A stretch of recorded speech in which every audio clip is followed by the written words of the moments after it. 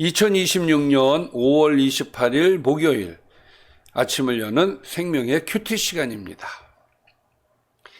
오늘 말씀은 고린도전서 9장 19절에서 27절 말씀으로 주님의 길을 따르는 복음의 종이라는 제목으로 함께 말씀을 나누도록 하겠습니다.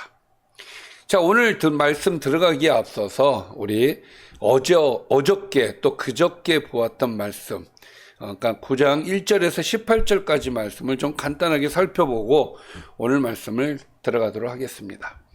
바울은 자신이 주님을 본 사도이고 고린도 교회 자체가 자신의 사도직을 증명하는 열매라고 말하였습니다.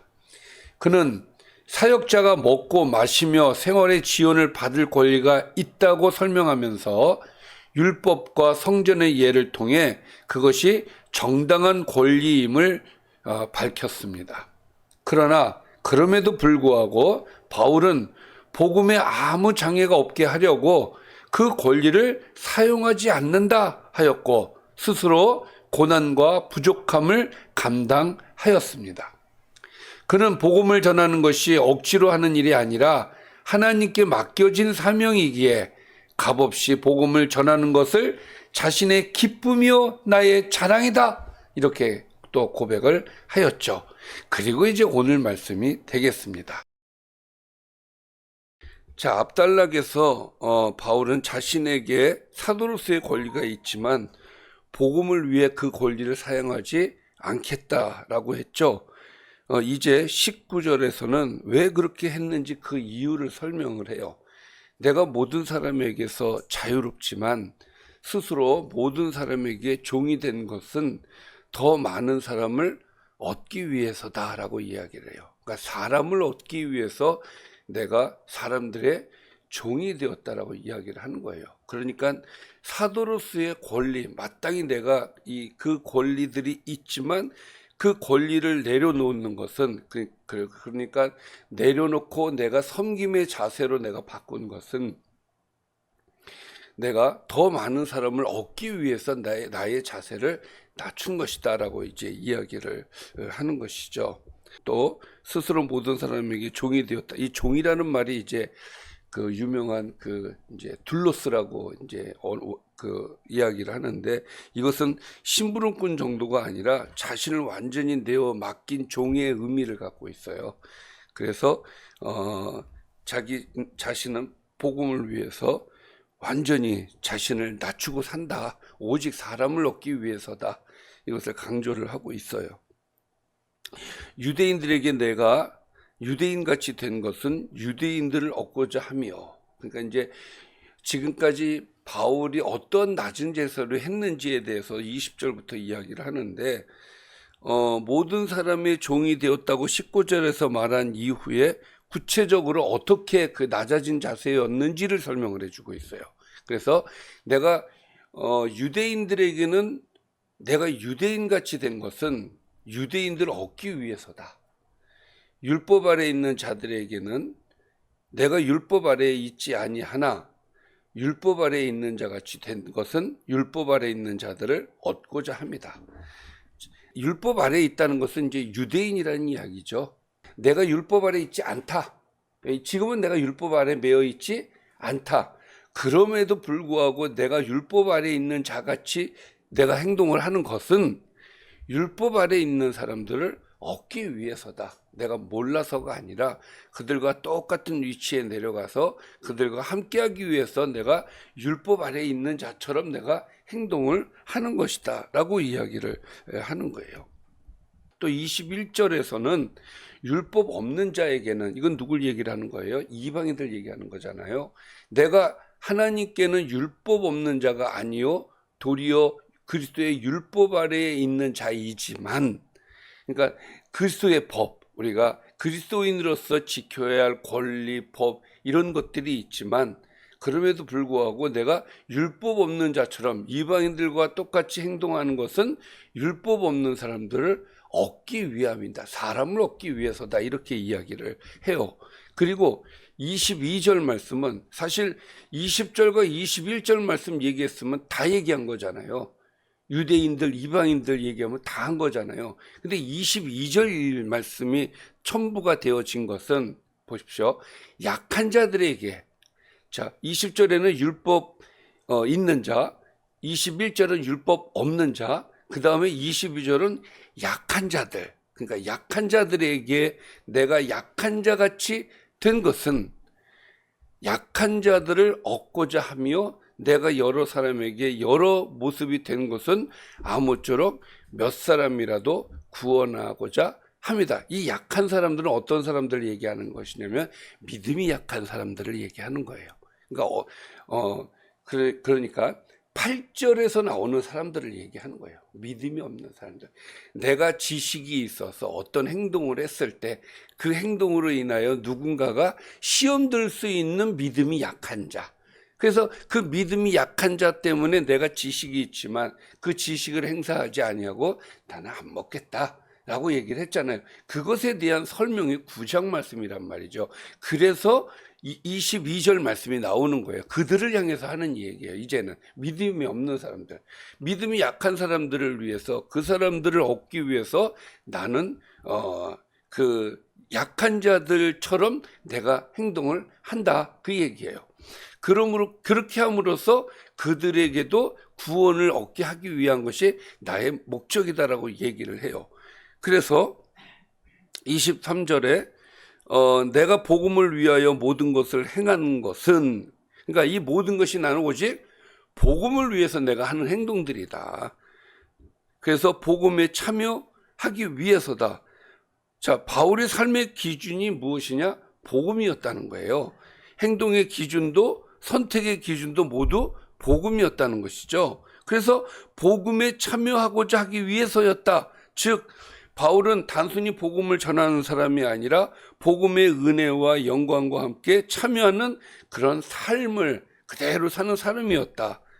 할렐루야. 모든 삶의 중심이 복음이었다라는 것이죠. 왜? 사람을 얻기 위해서. 근데 여기서 사람을 얻는다는 것이 자기가 사람을 더 그러니까 우리가 인간적으로 사람을 더 많은 사람하고 친해지기 위해서 이런 의미가 아니라 여기에서 말씀하는 것처럼 구원이에요. 구원. 한 사람이라도 더 구원시키기 위해서, 그것이 얻는다라는 표현으로 쓰고 있는 것이죠. 그러기 위해서 내가 이방인처럼, 유대인처럼, 믿음이 없는 자처럼 내가 그들의 눈높이에서 나는 내 신앙을 이어가고 그들을 내가 하나님 앞에 이끌어가기 위한 것이 나의 소망이다라고 이야기를 하는 것이죠. 그러면서 이렇게 또 예를 듭니다. 운동장에서 다름질하는 사람들이 다 달릴지라도 오직 상을 받는 사람은 한 사람인 줄 너희가 알지 못하느냐. 이 시대는, 그러니까 고린도는 운동 경기로 굉장히 유명한 도시였다라고 이야기를 해요. 그래서 고린도 성도들은 이 비유를 쉽게 이해할 수 있었을 것이라고 봐요. 그러니까 바울은 의도적으로 운동 경기의 예를 들었습니다. 그러면서 하는 말이 너희도 상을 받도록 이와 같이 다름질하라, 이 얘기예요. 신앙은 방향 없이 하는 삶이 아니다. 하나님의 나라의 상을 바라보며 달려가는 삶이다라는 것이죠. 저는 늘 그래서 그런 생각을 해요.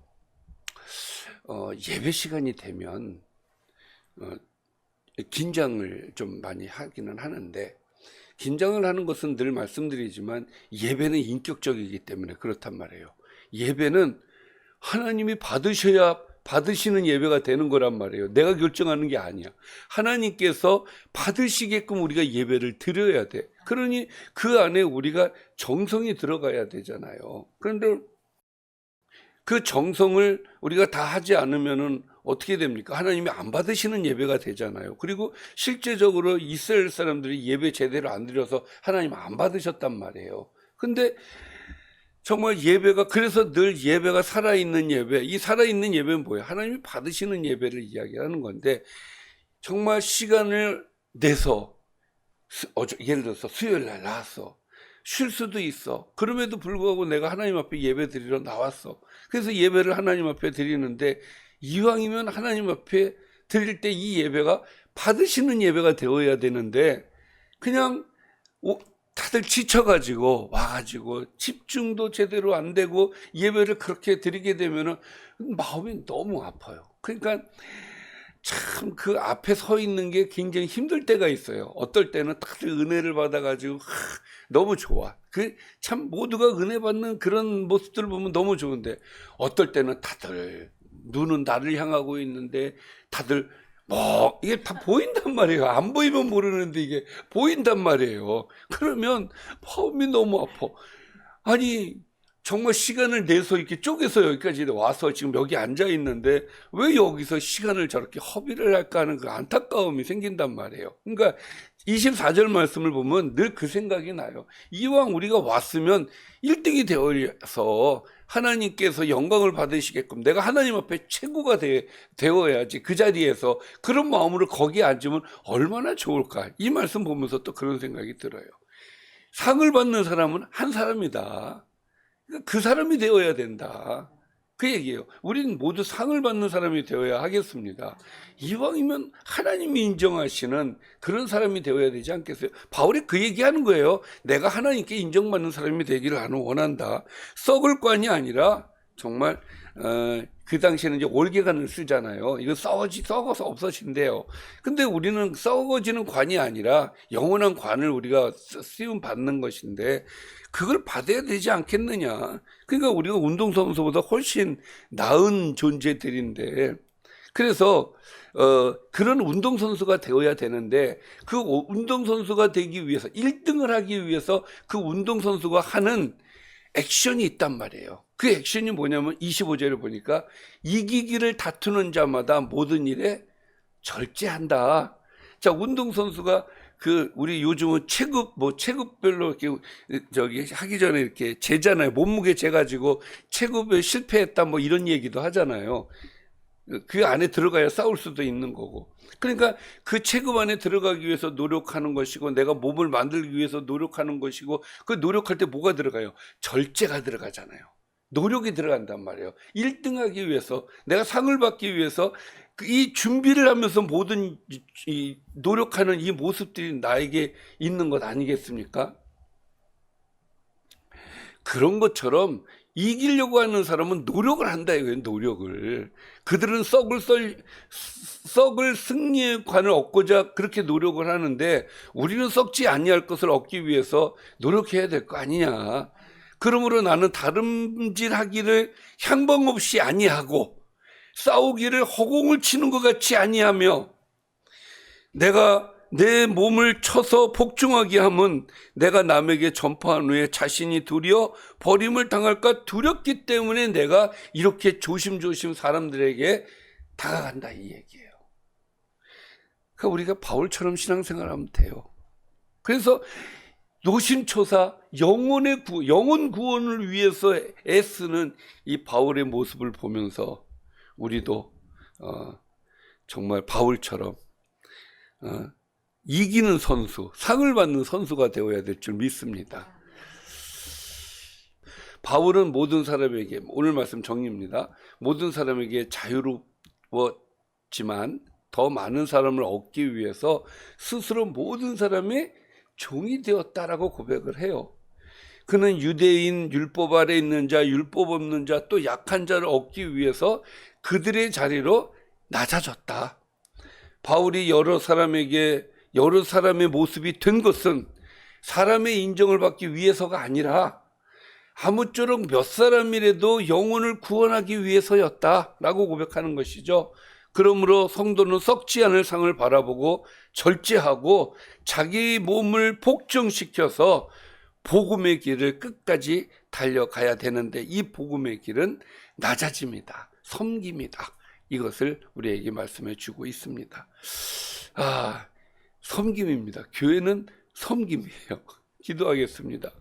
살아계신 아버지 하나님, 바울과 같은 믿음과 바울과 같은 신앙과 바울과 같은 마음을 우리에게 허락해 주셔서 우리가 아버지 영혼을 사랑하고 영혼을 위하여 사는 우리의 인생이 될 수 있도록 인도하여 주시옵소서.